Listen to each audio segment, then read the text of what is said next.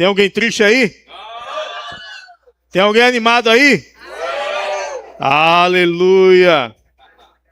Deus é bom.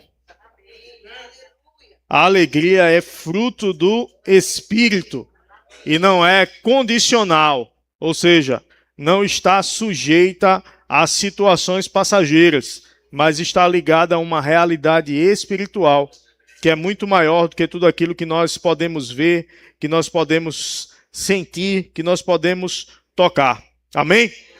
Aleluia! Eu te convido a abrir tua Bíblia lá em Gálatas, no capítulo 4.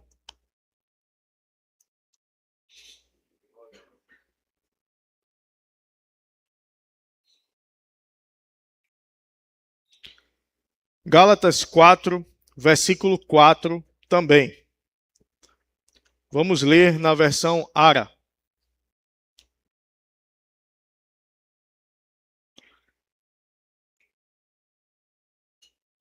Coloca no versículo 1, por favor. Gálatas 4, 1.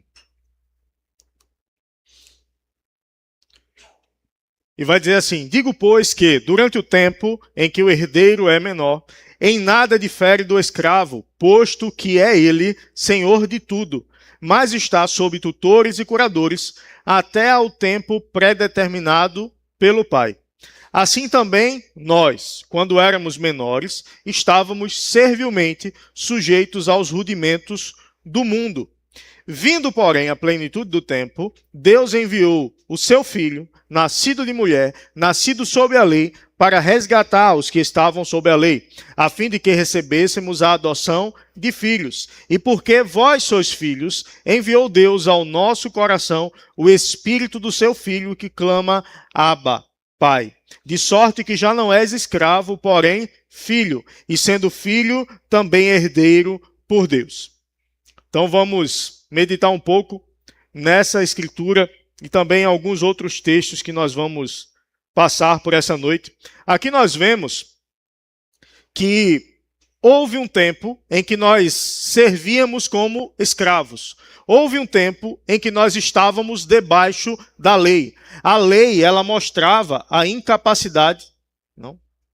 A lei, ela mostrava a incapacidade do homem de alcançar a sua santificação, a sua justificação sozinho. E aqui ele começa dizendo, fazendo uma comparação. Olha, o tempo em que o herdeiro é menor, mesmo ele sendo senhor de tudo, ou seja, o pai é o dono de tudo, tem um herdeiro que é menor.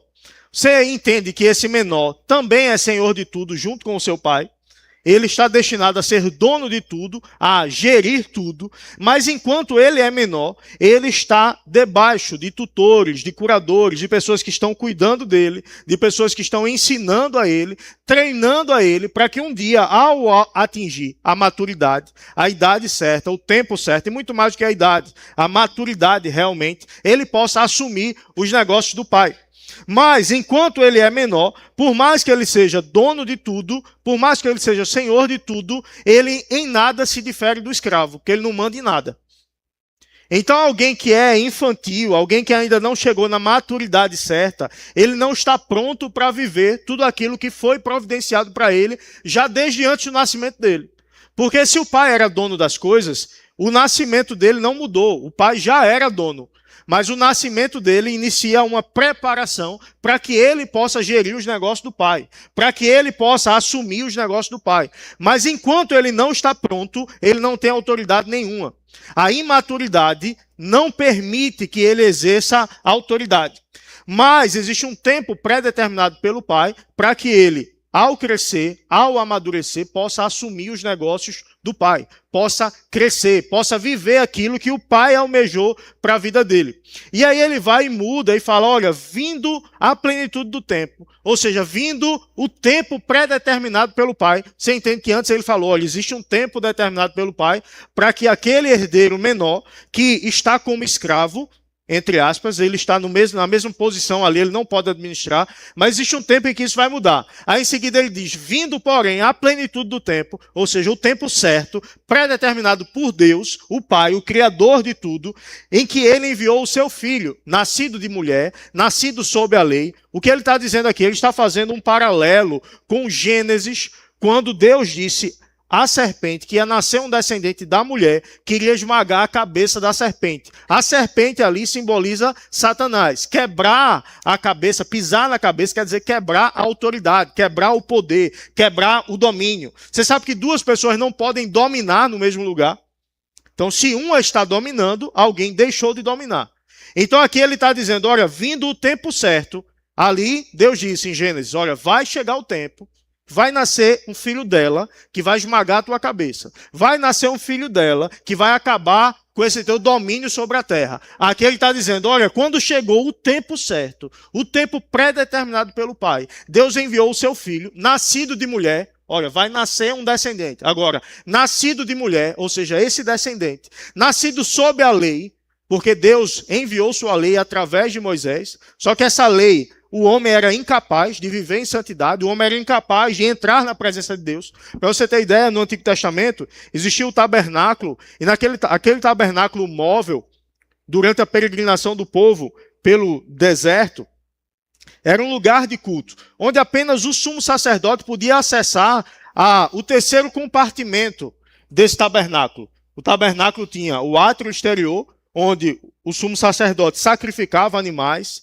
se lavava, se purificava. Quando ele sacrificava, era como se ele estivesse transferindo o pecado dele para o animal. Depois ele entrava no lugar santo, que era um lugar já fechado. E depois ele entrava no santo dos santos, ou no lugar santíssimo, que tinha um véu de cima a baixo, e ele passava por aquele lugar e lá tinha a Arca da Aliança. Naquele ambiente, a presença de Deus habitava. Se ele entrasse naquele ambiente sem sacrificar antes, ele morreria. Por quê? Porque o pecado, ele não tem convivência com Deus.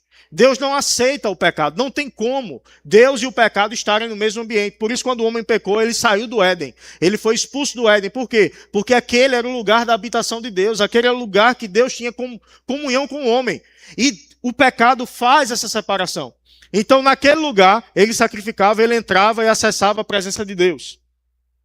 Uma fumaça aparecia naquele ambiente, que era o próprio Deus, cobria aquele ambiente, e a gente canta, no Santo dos Santos, a fumaça me esconde, só teus olhos me veem, debaixo de tuas asas é o meu abrigo, meu lugar secreto, só tua graça me basta e tua presença é o meu prazer. Ele está falando desse ambiente, e nesse ambiente, na Arca da Aliança, existiam dois anjos que ficavam de ouro cobrindo a Arca da Aliança. E as asas deles se tocavam na ponta.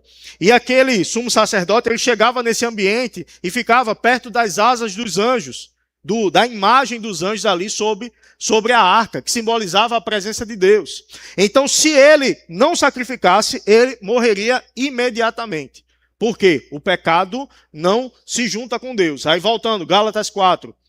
Chegando à plenitude dos tempos, Deus enviou seu filho, nascido de mulher, nascido sob a lei, ou seja, Jesus estava debaixo dessa lei cerimonial, dessa lei de Moisés. Jesus era agora um homem, o Deus encarnado, o Deus feito homem. Quem pecou lá no Éden e entregou a autoridade a Satanás? Um homem.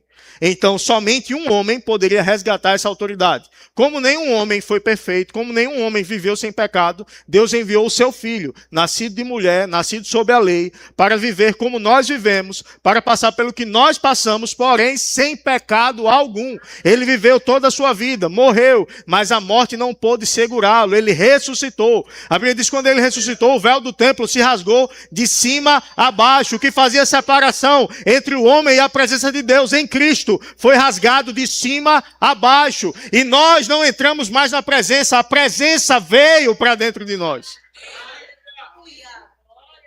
Entendo que tu não pode ficar triste porque o Brasil perdeu. Eu também queria que ele ganhasse, mas fez vergonha, viu? Com aquele futebolzinho ali. Meu Deus do céu. Deixa pra lá. Voltando à presença. Meu irmão, a nossa alegria, ela não é definida por nada externo. A gente comemora, a gente vibra. Outro dia a gente estava em casa, Ricardo e Ivana convidaram a gente para assistir o jogo com eles. A Adriana estava meio molinha, um pouquinho de incômodo nas pernas. Disse, a gente vai não, irmão. Obrigado. Em outra oportunidade a gente vai ficar aqui no penúltimo jogo do Brasil. Aí começou o jogo, na pausa para hidratação, a televisão pifou. 12 anos de televisão, nunca deu problema. No jogo do Brasil, ela tuf. Aí o Ricardo, ô, bem, você não disse a tu que eu ia para aí? A gente foi para lá, assistiu o jogo lá junto com eles.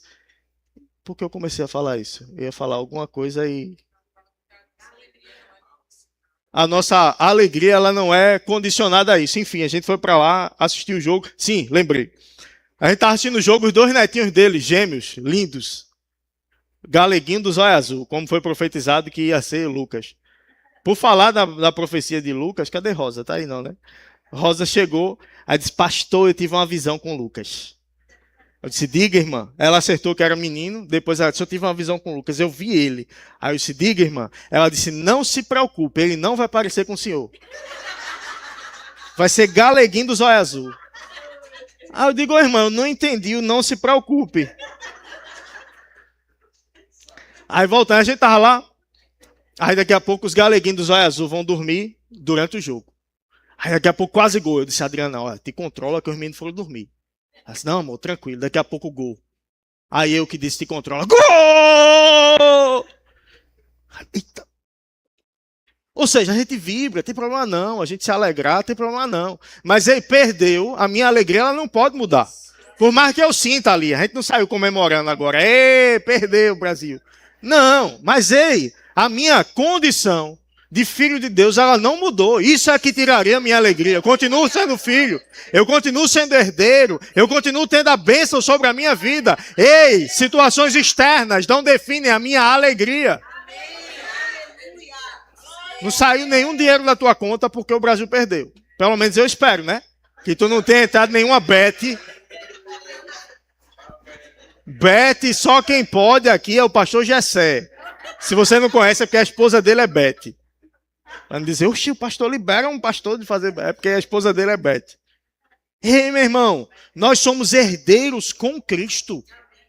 Ei, ele morreu por nós, ressuscitou, rasgou o véu do templo de cima a baixo, e a presença que era fechada para o sumo sacerdote, ela saiu e veio para dentro de nós.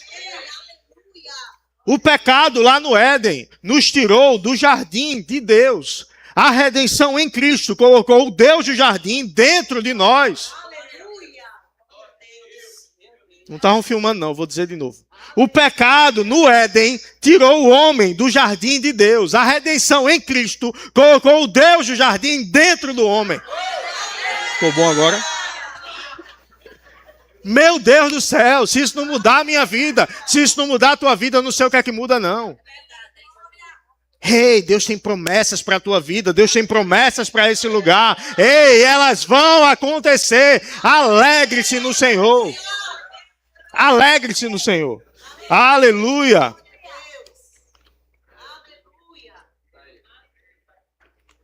E ele vai dizer, para resgatar os que estavam sob a lei, a fim de que recebêssemos a adoção de filhos. E porque vós sois filhos, enviou Deus ao nosso coração o espírito do seu filho, que clama Abba. Abba quer dizer pai. E aí ele diz Abba e diz o pai em seguida, mas é a mesma palavra, que diz Abba. Então nós podemos chamar Deus de pai. Para nós pode parecer algo muito simples, mas não é. Porque a gente se acostumou, pai, pai, pai, a gente cresceu com isso e para nós é algo normal. Mas ei, não é normal. Ei, não é simples nós podemos chamar Deus de pai. Inclusive quiseram matar Jesus várias vezes porque ele chamava Deus de pai.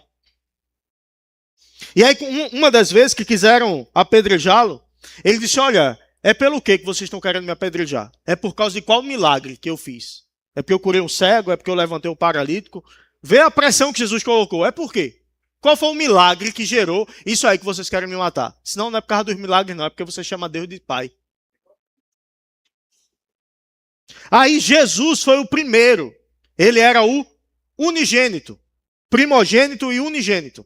Só que depois que ele morreu e ressuscitou, ele se tornou o primogênito dos primogênitos. Nós nos tornamos filhos também por causa da redenção. Por causa do sacrifício, por causa do resgate. Ei, tu era escravo. Ei, eu era escravo. Deixamos de ser escravos para sermos filhos e podermos chamar a Deus de Pai. E por causa disso, ele enviou o Espírito, o seu Santo Espírito, para habitar dentro de nós. Depois Jesus estava terminando o seu ministério aqui, depois da ressurreição, ele passou 40 dias ainda ministrando. E ele disse, olha, fiquem reunidos, até que do alto vocês sejam revestidos de poder. Há relatos de que cerca de 500 pessoas viram Jesus ressurreto. Existiam grupos que acompanhavam Jesus. Existiam multidões que o acompanhavam. Teve um momento que a Bíblia relata que Jesus queria ficar sozinho e atravessou o lago de Genezaré. O povo, ao saber que ele estava atravessando, disse, pronto, ele vai sair do outro lado. A multidão para o outro lado. Jesus cansava também. Jesus queria ficar sozinho também. Tinha hora que ele saía e ele sempre fazia isso para orar. Mas tinha momento que ele queria estar só com os discípulos. E atravessou, chegou do outro lado, está o povo lá. E a Bíblia diz que, movido de íntima compaixão, ele se moveu para curar o povo, para atender o povo, para fazer o que era necessário. Atos 10, 38 vai dizer que ele andou por toda parte, fazendo bem e curando a todos os oprimidos do diabo, porque Deus era com ele. Então ele fez algo poderoso. Mas imagina as pessoas que andavam com ele, quando ele estava para partir. Senhor, não vai não, fica aqui. Ei, olha a transformação que o Senhor está fazendo aqui. Ei, não vá não. Mas um grupo estava com ele, um grupo estava mais perto, os 12. No momento que ele foi preso, abandonaram. Pedro disse, Senhor, a gente jamais vai te abandonar, eu morro por você. Esse Pedro, antes que o galo cante, tu vai me negar 3 vezes. Ou antes que o galo cante 3 vezes, tu vai me negar. Porque tem evangelho que diz assim e tem evangelho que diz assim. Mas eu sei que um galo cantou e eu sei que ele negou. Não é? Então, antes que o galo cantasse, Pedro negou. E a Bíblia diz que disseram, olha, tu estava com ele. Não, estava não. Estava. Tu anda como ele anda. Tu fala como ele fala. Tu se parece com ele. Ou seja, Jesus gerou uma influência tão grande que as pessoas começaram a ficar parecidas com ele. Pelo jeito de falar, pelo jeito de vestir, pelo jeito de se portar, as pessoas olhavam e diziam, olha, ali é um dos discípulos de Jesus. Outros grupos queriam aproveitar do que Jesus tinha para fazer, de multiplicação de pão, de multiplicação de peixes. Outro grupo, que foi o primeiro que viu Jesus fazer alguma coisa, tomou de um vinho melhor do que o melhor vinho que existia, porque Jesus transformou água em vinho. Então tinha muita gente que queria o que Jesus podia fazer. Quando Jesus começou a pregar mais duro, disse, olha, esse povo está querendo o que eu posso fazer. E começou a pregar mais duro. Ei, vocês para estar comigo, vocês têm que comer do meu corpo e beber do meu sangue. Isso fala de aliança. E algumas pessoas começaram a levantar e ir embora. E alguns discípulos, mestre, o povo está indo embora. Mas Jesus vira para os discípulos, preocupado, e diz, e vocês não querem também não? E aí eles respondem, Senhor, para onde iremos? Se só tu tens as palavras de vida eterna. Então, grupos acompanhavam Jesus. Grupos viram Jesus ressuscitar. Mas dos 500 que viram Jesus depois de ressuscitar, no momento lá em Pentecostes, no dia de Pentecostes, estavam reunidos naquele lugar, um grupo bem menor. Então, no movimento, muita gente chega perto. Mas na aliança, pouca gente permanece.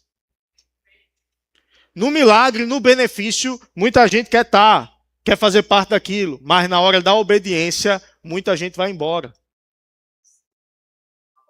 O que eu quero refletir com você nessa noite é qual o nosso nível de aliança com Ele. Qual o nosso nível de fidelidade a Ele? Qual o nosso nível de compromisso? Qual o nosso nível de entrega? Qual a diferença e a mudança que Ele tem feito na nossa vida? Qual diferença tem feito a habitação do Espírito Santo dentro de nós? Como nós temos reagido diante dessa habitação tão poderosa do Espírito Santo dentro de nós? É necessária uma frutificação. É necessária uma mudança. É necessário que nós venhamos a dar fruto de mudança, fruto de transformação. Eu não posso viver um evangelho de oba-oba. Um dia eu estou animado, aí eu vou para a igreja. Outro dia eu estou desanimado, eu já não vou mais. Um dia eu quero servir, um dia eu quero fazer as coisas para o Senhor. No outro dia eu desanimei, eu já não quero mais. Um dia eu quero obedecer, eu quero ler a Bíblia, eu vou bater a meta dos 3 capítulos. No outro dia, teve uns jogos bons das seleções hoje, eu já não vou bater a meta.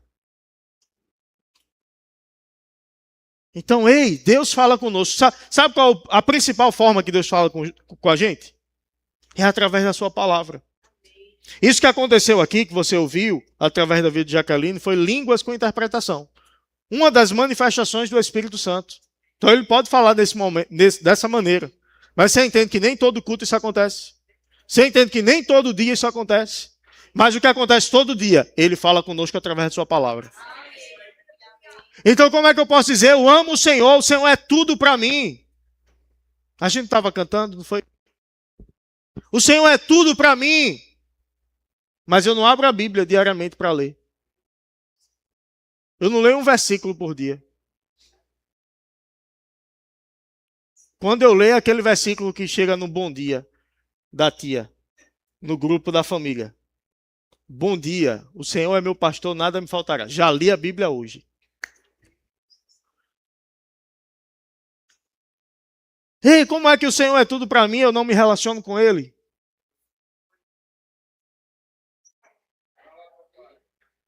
Aleluia! Ei, meu irmão, para onde nós iremos se só Ele tem as palavras de vida eterna? E Ele disse, ei, se vocês permanecerem em mim e eu em vocês, vocês vão dar muito fruto. Porque sem mim nada podeis fazer. Lá em João 15, a gente leu na quinta-feira. Se você está lendo a Bíblia, está acompanhando as metas, você leu também João, que a gente já passou por João. Agora estamos em Romanos. Eu tenho recebido vários relatos de pessoas que têm sido profundamente edificadas por essa leitura, que está lá disponível para todo mundo. Ah, pastor, eu estou passando por isso, eu não estou conseguindo vencer o vício, eu não estou conseguindo vencer a morosidade espiritual, eu me sinto fraco, eu me sinto sem vontade de fazer as coisas. Ei, vai ler a Bíblia. Vai orar. Ah, pastor, ore por mim, põe a mão aqui para isso sair. Ei, lê a Bíblia, está lá a palavra.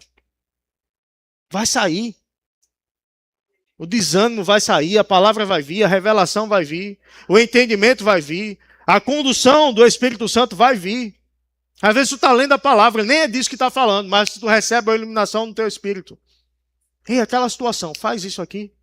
Por quê? Quando tu se relaciona com Deus, Deus se relaciona contigo. Quando nós nos achegamos perto de Deus, Deus se achega para perto de nós. Ei, como nós temos frutificado?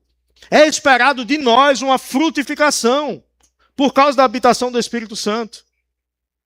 Eu não preciso fazer força para frutificar. A frutificação ela faz parte da natureza daquele que nasceu de novo. Você já viu uma mangueira? Mangueira pé de manga. Que tem a mangueira de água jardim. Mangueira, pé de manga. Já viu ela fazendo força para colocar manga? Eita, mas esse mês ela vacilou e ela colocou acerola. Tem que ser estudada, viu? Porque não, mangueira coloca manga. Pé de acerola, não tem aceroleira não, né? Pé de acerola, né? Pé de acerola coloca acerola. Crente anda em amor. Crente anda em paz. Crente anda em benignidade, longanimidade, temperança, domínio próprio. Ah, pastor, mas tem uma parte minha que eu tenho que fazer para isso acontecer. Tem. O que é que eu tenho que fazer? Permanecer nele. Permanece nele, fica nesse lugar. Aí o que é que o diabo tenta fazer? Tirar a gente desse lugar. É como se, e de fato o diabo não pode chegar perto da gente. A Bíblia diz que ele coloca anjos ao nosso redor. Mas o diabo é como um leão que anda ao nosso derredor, porque ao redor já estão os anjos. Ao derredor, como um leão rugindo em busca de quem possa tragar. Mas a gente está protegido pelo Senhor. Por todos os lados, por cima, por baixo, pela direita, pela esquerda, pela frente, por trás, por todos os lados, nós estamos cercados pelo Senhor. E sabe que Ele não tira essa proteção de nós. Só que esse é um lugar, é um muro que nos cerca de proteção. E esse muro não sai. Mas nós podemos sair de dentro desse muro. É um muro onde nada entra, mas eu posso sair. Às vezes tem gente que sai, aí diz, olha, Deus pesou a mão sobre a minha vida. Foi não, benção. Deus não tem nada a ver com isso. Deus está dizendo, ei, vem para cá, permanece aqui, permanece aqui. Tem uma alegoria que tinha um homem em cima de um muro. De um lado, Satanás, do outro lado, Jesus. Jesus disse, ei, desce, vem para cá. Eu quero te dar uma nova vida. Ei, eu quero mudar a tua história. Ei, vem para cá, eu quero me relacionar contigo. Vem para cá. E o homem olhava para Jesus, olhava para o diabo. E o diabo, braço cruzado, quieto. E Jesus, ei, vem para cá, eu quero mudar a tua história. Vem para cá. E o diabo calado. Aí ele vira para o diabo e disse, tu não vai falar nada não? Ele disse, não, o muro é meu.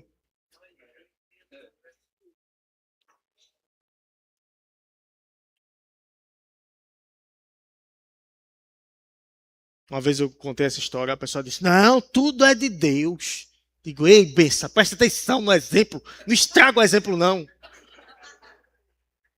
Quem está no muro, quem não decidiu, quem não sabe o que quer. O diabo está satisfeito com isso. E ele não vai aperrear.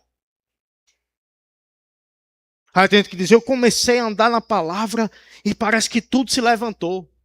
Ei, é só um quadro que ele pinta para ver se tu se assusta e volta e sai desse lugar. Mas ele não pode tocar na tua vida. Aquele que nasceu de Deus, o maligno não lhe toca. Ele não pode tocar na tua vida, não. Agora toma cuidado com essa palavra também de tudo é provação. Tudo é Jesus está me colocando na prova. Aleluia. Ai, Jesus, essa chicotada doeu. Manda outra, Jeová. Quebra o vaso e faz de novo. Quer que ele quebre o vaso, né? Depois não reclame, não. Ele já fez tudo novo de novo.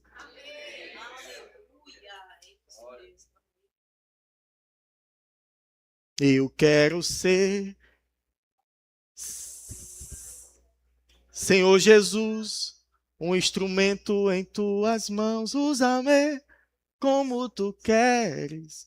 Eu quero ser um vaso de amor, é de louvor. Eu sei que depois ele fala, quebra, eu não sei se é nessa música, eu estou misturando. Quebra a minha vida e faça de novo. Eu quero ser um vaso novo. Aí Jesus olha e disse, não já não. Tu quer que eu corra por tudo de novo? Tu quer que eu faça de novo o que eu já fiz? Bença. Recebe o que eu já te dei. Vive de acordo com o que eu já fiz pela tua vida. E Jesus não tem nada para fazer de novo não, pela gente não. Ele já fez. Eu preciso agora receber e permanecer no lugar que Ele me colocou. Lá em João 15, a gente leu, não vou ler de novo, até porque a pregação tem que ser mais curta. E isso é uma dificuldade para mim, mas eu estou crescendo. Ele disse, permaneçam em mim. Permaneçam. Em 8 versículos, 8 vezes fala a palavra permanecer. Vamos supor que... Pastor Érico, por favor, fica aqui embaixo, aqui perto. Camisa do Brasil, coragem. Não, rapaz, brasileiro é isso aí, ganhando ou perdendo, rapaz. Aqui embaixo, alguém que está tendo uma vida natural, fora do Senhor. Lá em 1 Coríntios capítulo 2, coloca capítulo 2, versículo 14. Ele não, ele é uma bênção, mas no exemplo, não era para eu ter chamado um pastor não, né? Vai dizer assim, ora, o homem natural não aceita as coisas do Espírito de Deus, porque lhes são loucura, e não pode entendê-las, porque elas se discernem espiritualmente. Aí tem gente que pega alguém que está tendo uma vida natural, longe da palavra. Ó, vai gravando aí, ó a Léo ali como tá rindo. Longe da palavra. Uma vez eu via um pastor muito famoso e um político muito famoso. Ele em cima. Ele disse, porque Deus escolhe as coisas loucas desse mundo, as coisas desprezíveis, as coisas sem valor, as coisas que não são nada. Por isso Deus escolheu você. Eu digo, meu amigo, é fã ou é hater? Ele gosta ou ele não gosta para fazer isso? Aí tem gente que pega alguém que não está na palavra e quer que a pessoa creia igual você crê. Quer que ela entenda como você... Ei, as coisas espirituais se discernem espiritualmente, não de forma natural. O homem natural, ele não aceita, ele não entende as coisas de Deus, porque são loucura para ele. E nem pode discerni-las, porque elas se discernem, se entendem, se compreendem espiritualmente. Coloca o próximo versículo, por favor. Porém, o homem espiritual julga todas as coisas, mas ele mesmo não é julgado por ninguém. Então, existe o homem natural, que não está na palavra, e existe o homem espiritual, aquele que nasceu de novo. Sou eu que estou dando um exemplo, quando ele estiver pregando, ele faz comigo. Aí eu não boto mais ele para pregar. Então, o homem natural, fora, o homem espiritual, está no Senhor, está ligado à videira. Lá em João 15, ele diz, permaneça em mim. Então imagina, eu posso dizer para ele, eu como Deus, eu posso dizer a ele, permaneça em mim. Posso dizer? Olha a condição que ele está. Posso dizer permaneça? Não. Por quê? Porque ele precisa nascer de novo. Então quem é que pode permanecer? Quem já nasceu de novo. Quem já está. Parece muito óbvio, mas para muita gente não é. Parece que a palavra está sendo destinada a quem não nasceu de novo. Permaneça, não, permaneça para quem já está. Aí ele nasceu de novo, ele subiu, ele veio para cá. Glória a Deus! Assentado juntamente com Cristo nos lugares celestiais, acima de todo principado, potestade, poder e domínio, e de todo nome que se possa referir, não só no presente século, mas também no vindouro. E para ser o cabeça sobre todas as coisas, o deu a igreja, qual é o seu corpo, a plenitude daquele que a tudo enche em todas as coisas. Aleluia! Vê o lugar que ele foi colocado. Aí ele está aqui, sendo que existe o homem natural, que não nasceu de novo. Existe o homem espiritual, aquele que nasceu de novo. Está no espírito, aqui em cima, nós dois. Certo? Só que, avança um pouquinho para 1 Coríntios capítulo 3.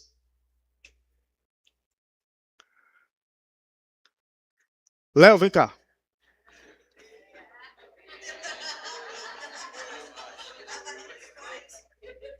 Estagiário. 1 Coríntios capítulo 3. Versículo 1. Quando eu não digo versículo, é versículo 1. 20 anos de curso. Não aprendeu ainda. Eu, porém, irmãos, não vos pude falar como a espirituais. Ou seja, ele está falando com quem nasceu de novo. Certo? Sobe aqui, Léo. Tu nasceu de novo. Eita glória. Aí ele diz, eu não pude falar como a espirituais. E sim como a carnais.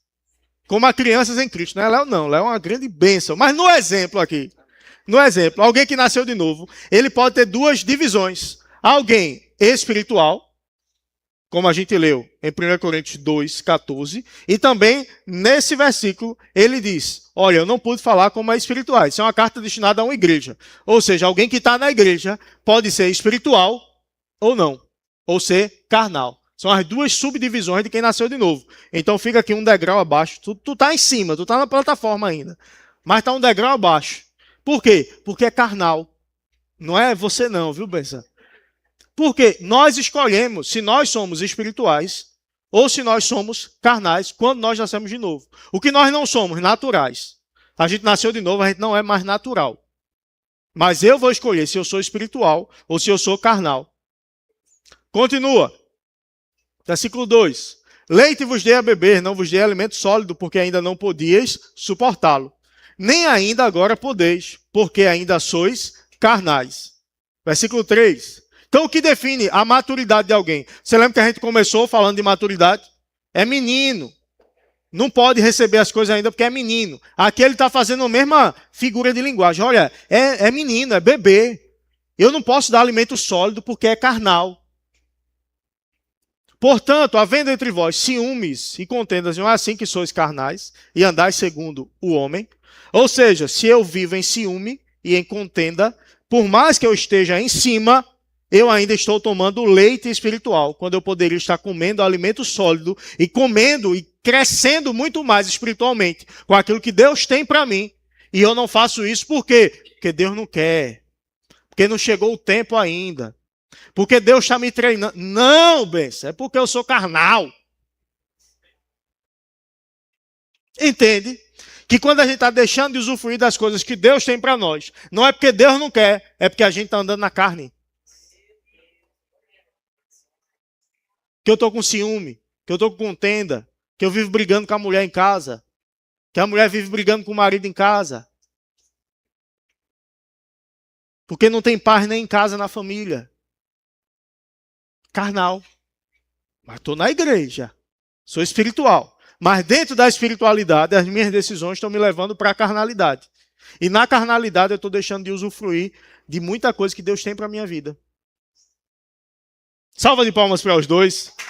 Só que Leozinho subiu. Sobe, Léo. Só para não sair como carnal. Sobe. Aí ele mudou, tirou o ciúme, tirou a contenda, começou a frutificar. Ele saiu do lugar da carne e veio para o lugar espiritual. Amém? Agora salva de palmas para ele. Obrigado. Aí lá em Gálatas 5, no culto de quinta, e eu já estou acabando, e eu não cheguei nem na metade ainda. No culto de quinta a gente focou nas questões das obras da carne. Mas existe também o fruto do Espírito. E o fruto do Espírito, em Gálatas 5, está dito que é amor, paz, temperança, domínio próprio.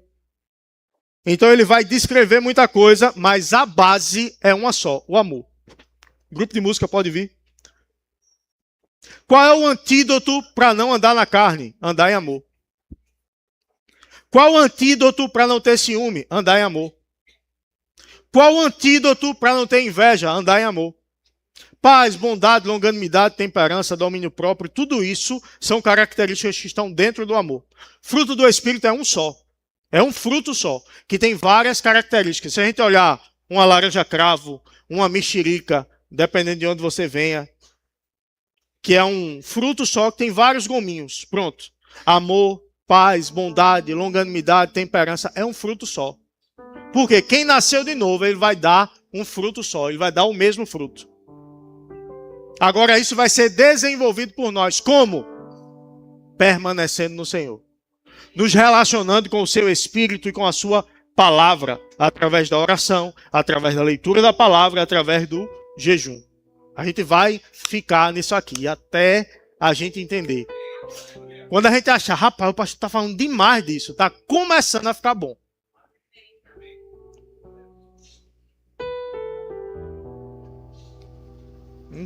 A gente tem mais de 400 pessoas que passam por aqui todos os meses, diferentes dentro do mês. Se a gente tem 40 marcando o foguinho lá que está lendo a Bíblia, a gente tem que crescer um bocado ainda. Não, pastor, eu leio a Bíblia, mas não estou na meta não. Amém. Mas, será? Ei, meu irmão, a gente tem que estar nesse lugar. Permanecer nesse lugar. Ah, pastor, já estou lendo a Bíblia, já estou fazendo isso e nada mudou ainda. Permanece no lugar que tu vai ver o que vai acontecer. Permanece, é só fazer o básico bem feito. O básico bem feito. Quem é o avançado em alguma coisa? É alguém que faz o básico bem feito.